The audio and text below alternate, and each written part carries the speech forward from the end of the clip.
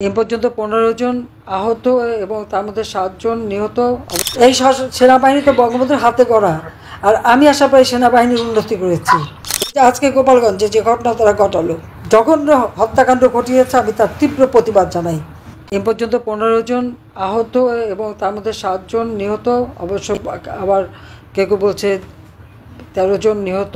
সঠিক তথ্যটা এখনও আমরা পাচ্ছি, তবে ৭ জন নিহত হওয়ার কথা শোনা যাচ্ছে। যেই ছাত্রদের হত্যা করেছে, যে সমস্ত ছাত্ররা হত্যা করেছে, তাদের আত্মার শান্তি এবং মাগফিরাত কামনা করি।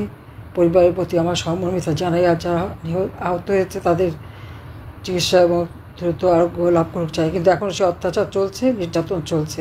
বঙ্গবন্ধু দেশ স্বাধীন না করলে আজকে কোনো জায়গা থাকতো না। এই সেনাবাহিনী তো বঙ্গবন্ধুর হাতে গড়া, আর আমি আশা পাই সেনাবাহিনীর উন্নতি করেছি। তারা দুপুরে ভাত পেত না, রুটি খেতে হতো, রুটি আর ডাল। আমি সরকারে আসার পর ৯৬ সালে তাদের ভাতের ব্যবস্থা করে দিই, মাছ মাংসের ব্যবস্থা করে দিই, তাদের চাকরির, তাদের বেতন বৃদ্ধি করা, সকলের বেতন আমি বৃদ্ধি করি। জুনিয়র অফিসাররা গাড়ি কেনা থেকে শুরু করে সব কিছু যাতে সুযোগ পায় সেই ব্যবস্থাটা আমি করে দিয়েছি, এবং আমি প্রমোশনের ব্যবস্থা করে দিই। শান্তিরক্ষা মিশনে আমরা ১ নম্বর স্থান, এটা তো আমি আসার পরেই হয়েছে। আজকে এই যে আমাদের ছাত্র হত্যা করে তারপরে তার উপর যে পাড়া দেওয়া, ঠিক ৭১ সালে যেভাবে পাকিস্তানি হানাদার বাহিনী যে আচরণ করেছে, সেই আচরণ আজকে যে সেনাবাহিনী করলো, এই ছবি তো আজকে বিশ্বে ছড়িয়ে গেছে। জাতিসংঘে যাবে যে নিজের দেশের মানুষের উপর এরকম টর্চার করতে পারে, জাতিসংঘ শান্তি রক্ষায় এরা কি নেবে? আর নিজের সর্বনাশ তো তারা নিজেরাই করে যাচ্ছে, এটাই তো দুর্ভাগ্যের।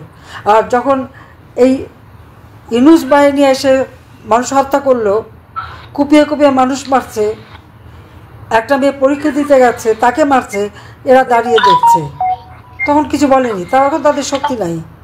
বঙ্গবন্ধু ভবন যখন ভাঙছে তারা দাঁড়িয়ে আছে, আর্মিকে ভুয়া ভুয়া করে গালি দিচ্ছে। আর হাসনাত তো একেবারে হাসনাত না ওয়াকার স্লোগানই দিয়ে দিল, এতে তাদের আত্মসম্মানে লাগে না। আর গোপালগঞ্জে যে ছাত্র হত্যা করে, সবথেকে বেশি উন্নয়ন তো আমি করে দিয়েছি।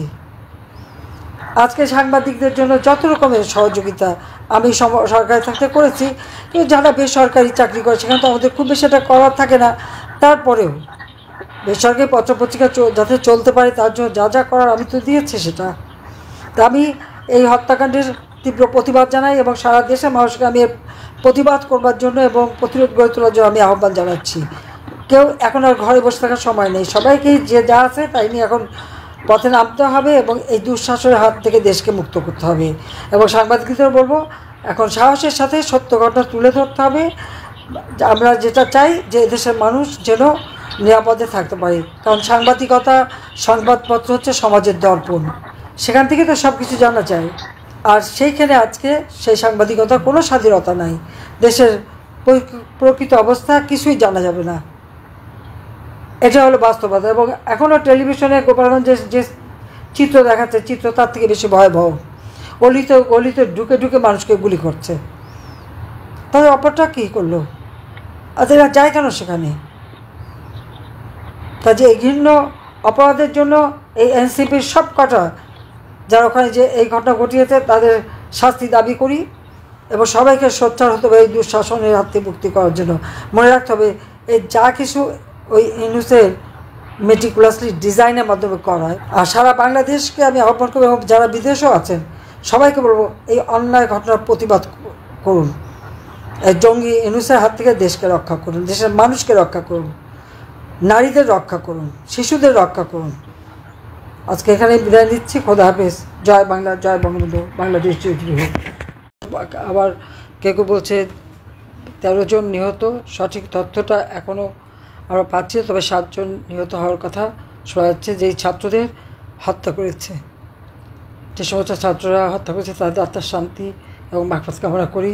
পরিবারের প্রতি আমার সহমর্মিতা জানাই, আর যারা আহত হয়েছে তাদের চিকিৎসা এবং দ্রুত আরোগ্য লাভ করতে চাই। কিন্তু এখন সে অত্যাচার চলছে, নির্যাতন চলছে। বঙ্গবন্ধু দেশ স্বাধীন না করলে আজকে কোনো জায়গা থাকতো না। এই সেনাবাহিনী তো বঙ্গবন্ধুর হাতে গড়া, আর আমি আশা পাই সেনাবাহিনীর উন্নতি করেছি। তারা দুপুরে ভাত পেত না, রুটি খেতে হতো, রুটি আর ডাল। আমি সরকারে আসার পর 96 সালে তাদের ভাতের ব্যবস্থা করে দিই, মাছ মাংসের ব্যবস্থা করে দিই, তাদের চাকরির তাদের বেতন বৃদ্ধি করা, সকলের বেতন আমি বৃদ্ধি করি। জুনিয়র অফিসাররা গাড়ি কেনা থেকে শুরু করে সব কিছু যাতে সুযোগ পায় সেই ব্যবস্থাটা আমি করে দিয়েছি এবং আমি প্রমোশনের ব্যবস্থা করে দিই। শান্তিরক্ষা মিশনে আমরা 1 নম্বর স্থান, এটা তো আমি আসার পরেই হয়েছে।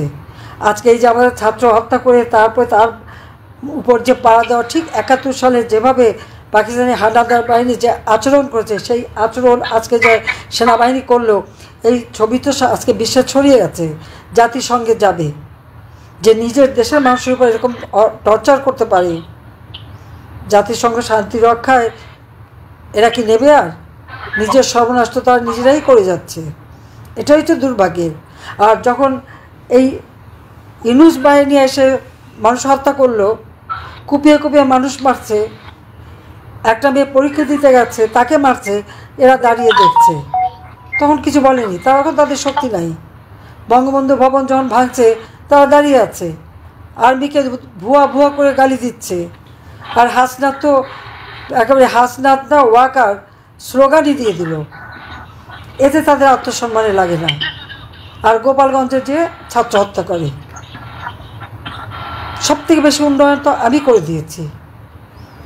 আজকে সাংবাদিকদের জন্য যত রকমের সহযোগিতা আমি সরকারি থাকতে করেছি, কিন্তু যারা বেসরকারি চাকরি করে সেখানে তো আমাদের খুব বেশি এটা করার থাকে না। তারপরেও বেসরকারি পত্রপত্রিকা যাতে চলতে পারে তার জন্য যা যা করার আমি তো দিয়েছি সেটা। তা আমি এই হত্যাকাণ্ডের তীব্র প্রতিবাদ জানাই এবং সারা দেশের মানুষকে আমি প্রতিবাদ করবার জন্য এবং প্রতিরোধ গড়ে তোলার জন্য আমি আহ্বান জানাচ্ছি। কেউ এখন আর ঘরে বসে থাকার সময় নেই, সবাইকেই যে যা আছে তাই নিয়ে এখন পথে নামতে হবে এবং এই দুঃশাসনের হাত থেকে দেশকে মুক্ত করতে হবে। এবং সাংবাদিকদের বলবো, এখন সাহসের সাথে সত্য ঘটনা তুলে ধরতে হবে।